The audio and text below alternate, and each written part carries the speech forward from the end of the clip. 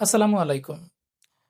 ভারত, বাংলাদেশ এবং পাকিস্তান সহ মধ্যপ্রাচ্যে অবস্থানরত সকল বাংলা ভাষাভাষী দর্শকদের জানাই আজকের বিশেষ সংবাদ বুলেটিনে স্বাগতম।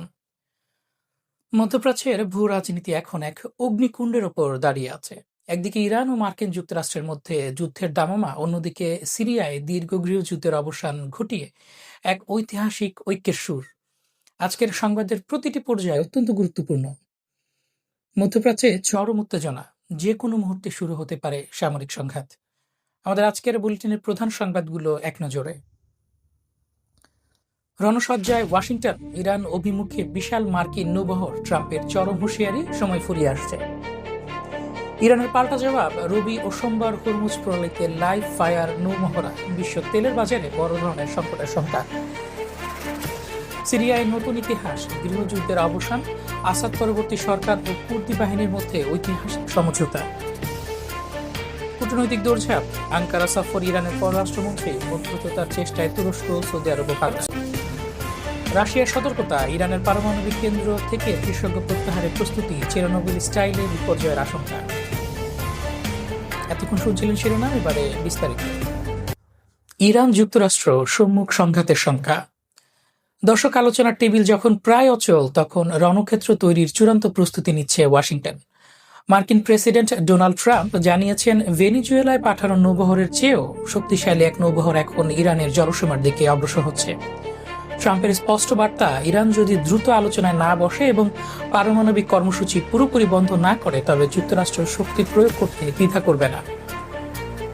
যুক্তরাষ্ট্র চাইছে ইরান তার মিসাইল সক্ষমতা কমিয়ে ফেলুক এবং তার প্রক্সিদের সমর্থন দেয়া বন্ধ করুক। যদিও রয়টার্স জানিয়েছে, বড় কোনো যুদ্ধের বদলে ওয়াশিংটন ইরানের শীর্ষ কর্মকর্তাদের ওপর সীমিত আকারে সার্জিক্যাল স্ট্রাইক বা বিমান হামলার পরিকল্পনা করছে। ইরানের প্রতিরোধ ও হরমুজ প্রণালী অবরোধের হুমকি। চুপ করে বসে নিতে এড়ানো, ইরানের বিপ্লবী গার্ড আইআরজিসি আগামী রবিবার ও সোমবার হরমুজ প্রণালীতে আকাশ ও জলপথে সরাসরি গুলি ব্যবহারের মাধ্যমে এক বিশাল নৌমহড়া শুরু করতে যাচ্ছে। ইরান স্পষ্ট জানিয়েছে, আক্রান্ত হলে তারা বিশ্ব বাণিজ্যের লাইফলাইন হিসেবে পরিচিত হরমুজ প্রণালী সম্পূর্ণ বন্ধ করে দেবে। এর ফলে ভারত, বাংলাদেশ ও পাকিস্তানের মতো দেশগুলোতে জ্বালানি তেলের দাম নিয়ন্ত্রণহীন হয়ে পড়ার চরম ঝুঁকি দেখা দিয়েছে। ইরান জানিয়েছে, তারা আলোচনার জন্য প্রস্তুত, তবে তা হতে হবে পারস্পরিক শ্রদ্ধাবোধের ভিত্তিতে। চাপের মুখে চাপিয়ে দেয়া কোনো চুক্তি ইরান মানবে না। তবে ইরান পারমাণবিক আলোচনায় আগ্রহী হলেও মিসাইল সক্ষমতা নিয়ে কোনো আলোচনা করবে না বলে জানিয়ে দিয়েছে।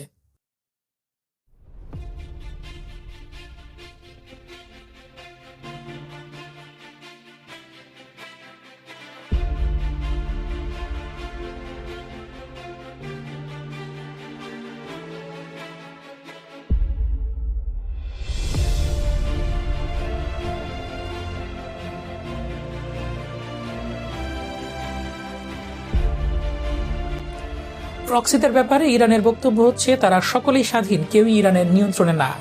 তারা তাদের সিদ্ধান্ত স্বাধীনভাবেই নেয়। তাদের ব্যাপারে ইরানের তেমন কিছু একটা করার নেই। ইসরায়েল ও সৌদি আরবের অবস্থান। মধ্যপ্রাচ্যের এই সংকটময় মুহূর্তে ইসরায়েল ও সৌদি আরবের শীর্ষ গোয়েন্দা কর্মকর্তারা বর্তমানে ওয়াশিংটনে অবস্থান করছেন।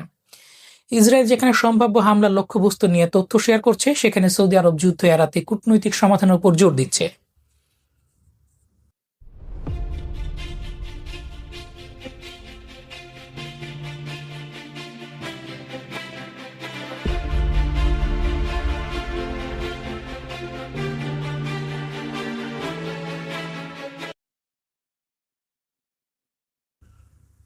এরই মধ্যে কাল তুরস্ক সফরে যাচ্ছেন ইরানের পররাষ্ট্রমন্ত্রী আব্বাস আরাকচি।